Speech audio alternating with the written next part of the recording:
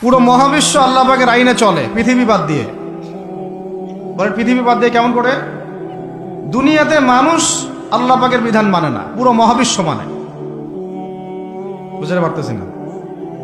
এই দুনিয়াতে এই পুরো মহাবিশ্বের কোটি কোটি গ্যালাক্সি, গ্রহ, নক্ষত্র, তারা, প্রত্যেকটা জায়গায়, মানে এমনকি একটা গাছের পাতাও আল্লাহ পাকের হুকুম ছাড়া, তাসবিহ ছাড়া চলে না।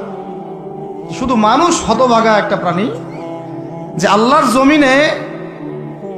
জমিনে থেকে, আল্লাহর খেয়ে, আল্লাহর পরে, আল্লাহর বাতাস থেকে শ্বাস নিয়ে, আল্লাহর দেওয়া পানি পান করে, আল্লাহ পাকের দেওয়া অর্থ, সম্পদ, রিজিক, স্ত্রী, সন্তান সব ভোগ করে আল্লাহরই জমিনে আল্লাহ বিরোধী আইন চালু করে দিয়েছে। এই মানুষই একটা হতভাগা প্রাণী। মন খারাপ করেন না, আমার কথা রাগ করেন না, এগুলো বাস্তব।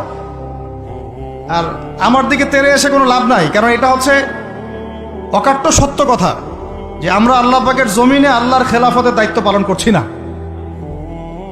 আমরা আল্লাহ পাকের জমিনে আল্লাহর নিয়ামতগুলো ভোগ করে আল্লাহ বিরোধী অপশক্তির স্বার্থ রক্ষা করছে।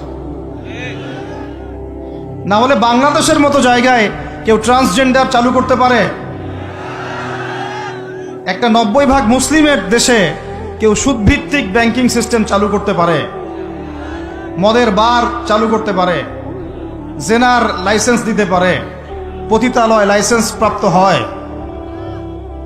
কখনো ওই যে যাত্রা পালাগান, ঢাকঢোল, ডুগি তবলা বাজতেছে, কেউ প্রতিবাদও করতে পারে না। করতে গেলে তাকে বলা হয় সে মৌলবাদী, সে সন্ত্রাসী, সে জঙ্গি, উগ্রবাদী।